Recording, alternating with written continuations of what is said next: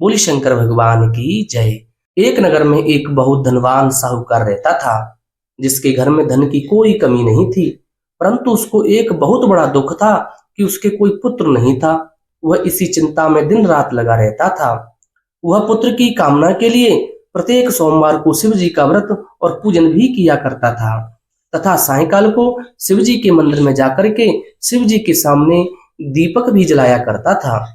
उसके इस भक्ति भाव को देख करके एक समय माता पार्वती जी ने भगवान शिव जी से कहा कि हे महाराज, यह साहूकार आपका अनन्य भक्त है और सदैव आपका व्रत और पूजन बड़ी ही श्रद्धा से करता है। आपको इसकी मनोकामना अवश्य ही पूर्ण करनी चाहिए। शिव जी ने कहा कि हे पार्वती, यह संसार एक कर्म क्षेत्र है। जैसा किसान खेत में बीज बोता है, वैसा ही वह फल को पाता है। उसी तरह मनुष्य इस संसार में जैसा कर्म करते हैं, वैसा ही वे फल भोगते हैं। पार्वती जी ने अत्यंत आग्रह से कहा कि हे महाराज, जब यह आपका अनन्य भक्त है और इसको अगर किसी प्रकार का दुख है तो इसको अवश्य दूर करना चाहिए, क्योंकि आप सदैव अपने भक्तों पर दयालु होते हैं और उनके दुखों को भी दूर करते हैं।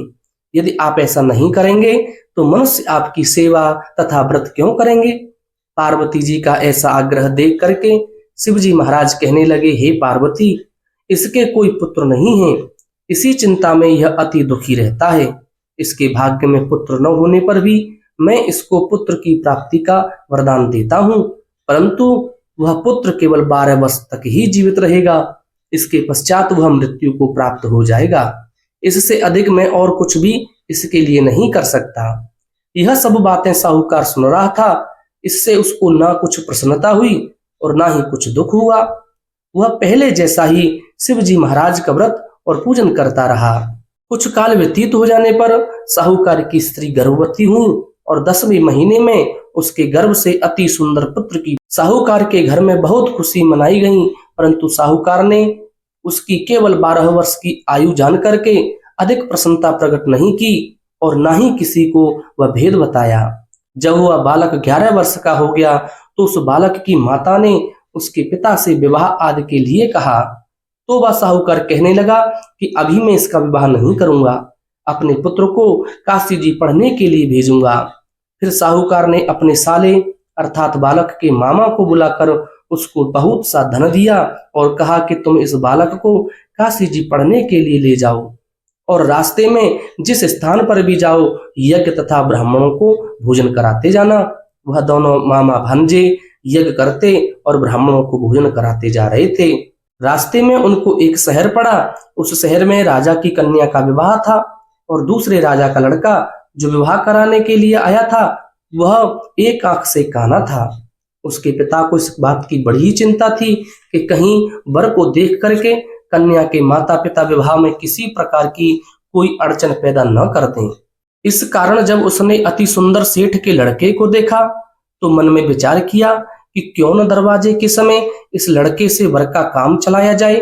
ऐसा विचार कर वर के पिता ने उस लड़के और मामा से बात की तो वे राजी हो गए। फिर उस लड़के को वर के कपड़े पहनाकर घोड़ी पर चढ़ाकर दरवाजे पर ले गए और सब कार्य प्रसन्नता पूर्वक पूर्ण हो गई। फिर वर के पिता ने सोचा कि यदि विवाह कार्य भी इसी लड़के से करा लिया जाए तो क्या बुराई है। ऐसा विचार कर लड़के और उसके मामा से कहा, यदि आप फेरों का और कन्यादान के काम को भी करा दें तो आपकी बड़ी ही कृपा होगी और इसके बदले में हम आपको बहुत सा धन देंगे। तो उन्होंने वह बात स्वीकार कर ली और विवाह कार्य भी बहुत अच्छी तरह से संपन्न हो गया।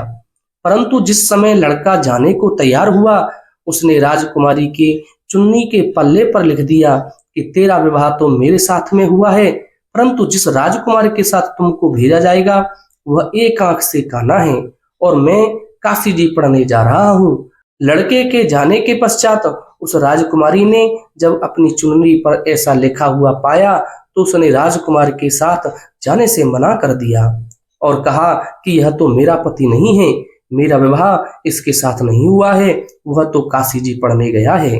राजकुमारी के माता पिता ने अपनी कन्या को विदा नहीं किया और बारात वापस चली गई। उधर सेठ का लड़का और मामा काशी जी पहुंच गए। वहां जाकर उन्होंने यज्ञ करना और लड़के ने पढ़ना शुरू कर दिया।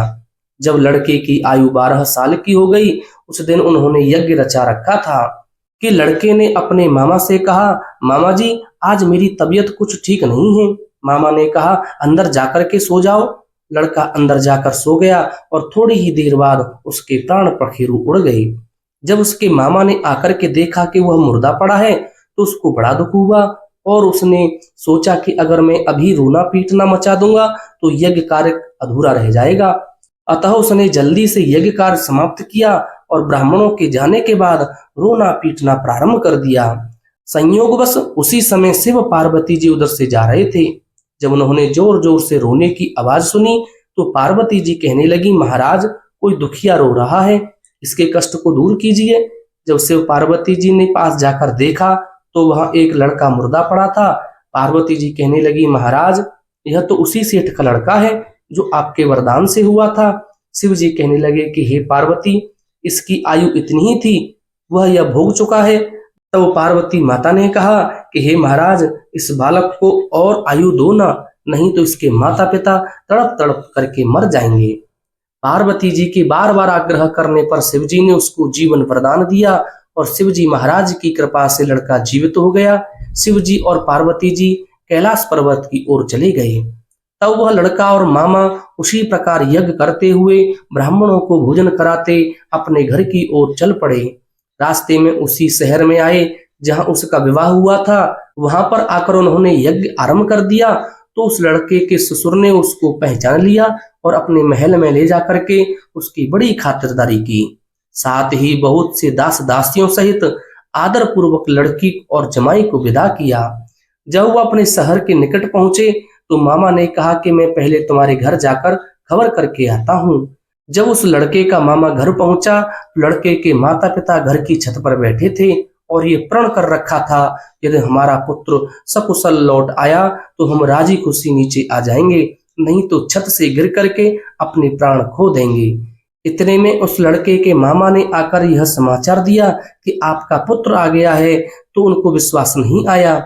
तब उसके मामा ने शपथ पूर्वक कहा कि आपका पुत्र अपनी पत्नी के साथ बहुत सारा धन साथ लेकर के आया है। तो सेठ जी, ऐसी ही सुंदर कथाएं श्रवण करने के लिए कृपया आप हमारे चैनल को जरूर सब्सक्राइब करें। इसी प्रकार जो कोई भी भक्त सोमवार के व्रत को धारण करता है अथवा इस कथा को पढ़ता या सुनाता है, उसकी समस्त मनोकामना पूर्ण होती हैं। भगवान शंकर और माता पार्वती का आशीर्वाद उसे प्राप्त होता है। बोलिए शंकर भगवान की जय।